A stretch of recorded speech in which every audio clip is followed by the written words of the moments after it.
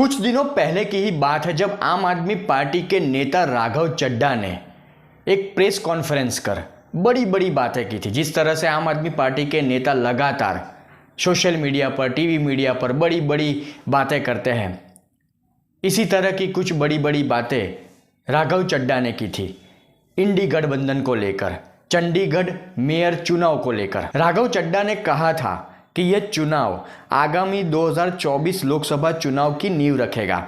इंडी गठबंधन बतौर गठबंधन पहली बार भाजपा का सामना करने जा रहा है। यह चुनाव इंडी गठबंधन बनाम भाजपा के पहले मैच के रूप में जाना जाएगा। उन्होंने इसमें इंडी गठबंधन की जीत को भी पक्का बताया था। अब हम जीतेंगे, हम ये करेंगे, हम वो करेंगे, हम सर्वश्रेष्ठ, हम ईमानदार, इस तरह की बड़ी बड़ी बातें आम आदमी पार्टी के नेताओं के लिए कोई नई नहीं।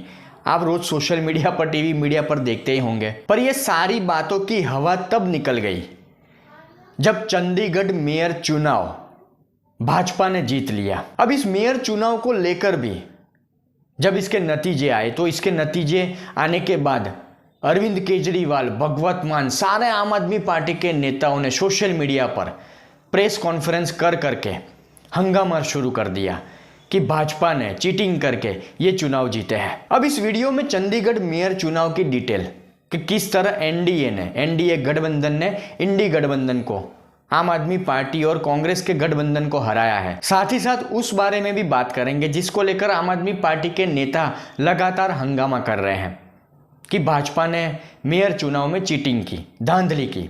बस आप इस वीडियो को पूरा देखें।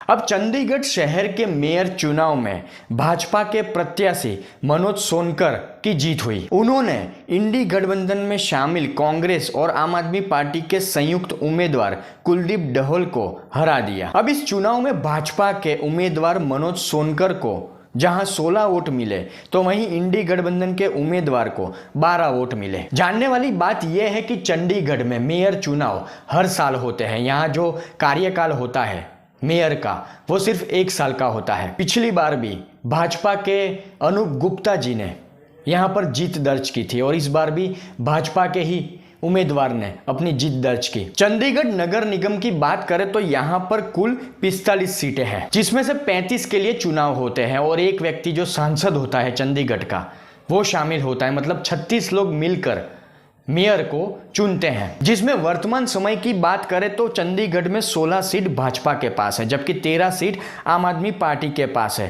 कांग्रेस के पास 7 सीट है और 1 सीट शिरोमणि अकाली दल के पास है। अब आगे हमने बात की उस तरफ भाजपा के उम्मीदवार को 16 वोट मिले और इंडी गठबंधन का जो उम्मीदवार था उसको 12 वोट मिले।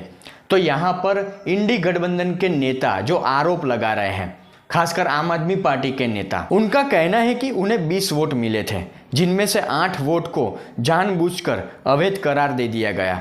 उन्होंने चुनाव अधिकारी अनिल मसीह पर वोटों के साथ छेड़छाड़ करने का आरोप लगाया है। जैसे ही मेयर चुनाव के नतीजे सामने आए, वहां पर आम आदमी पार्टी और कांग्रेस के उम्मीदवार को हार का सामना करना पड़ा। वैसे ही तुरंत आम आदमी पार्टी के नेता सोशल मीडिया पर आ गए, रोने लगे, हंगामा करने लगे। इस तरह की आइडियोलॉजी उनकी पुरानी है। अब आम आदमी पार्टी के नेता, कांग्रेस के नेता या विपक्षी नेता, इनकी सोच पहले से एक जैसी है कि अगर कहीं पे ये लोग जीत जाते हैं, मतलब कहीं पे इनकी सरकार बन जाती है, कहीं इनका मेयर बन जाता है, कहीं इनका कोई पार्षद बन जाता है, तो इनको खुशी होती है। ये किसी भी तरह का हंगामा नहीं करते।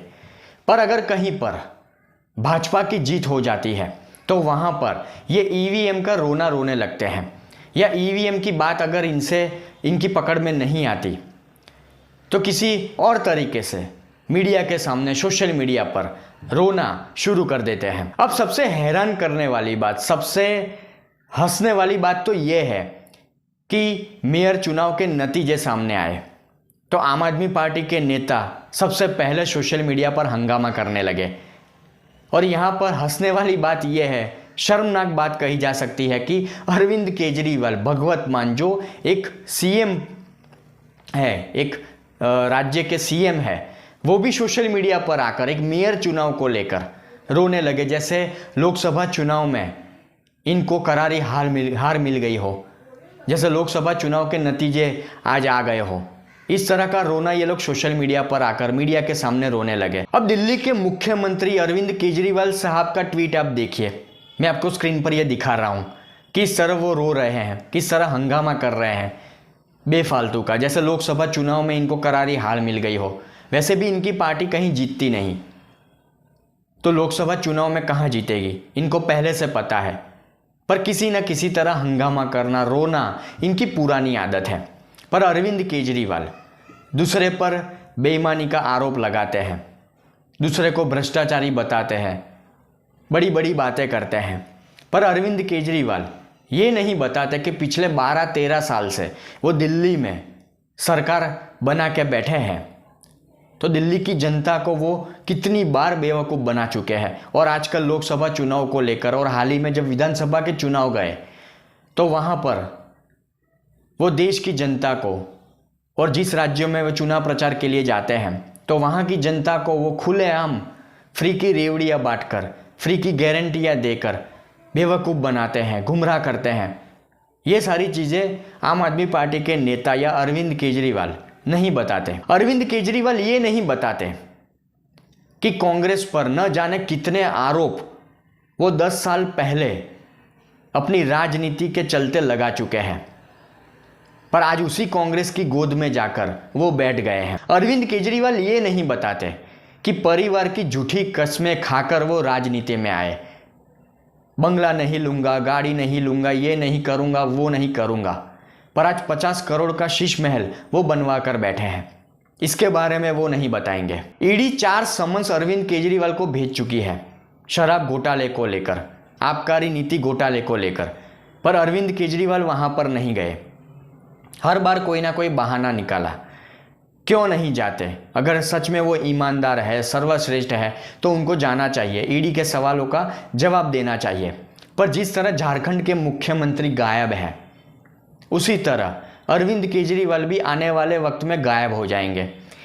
ईडी के आरोप है तो आरोप लगाया है अगर ईडी ने, तो उसका सबूत दे के ये आरोप गलत है, वो नहीं बताएंगे, वो नहीं जाएंगे ईडी के सामने। बस कहीं हारते हैं तो सोशल मीडिया पर आकर, टीवी मीडिया पर आकर बेफालतू का हंगामा करते हैं, देश की जनता को गुमराह करने की कोशिश करते हैं, भ्रमित करने की कोशिश करते हैं।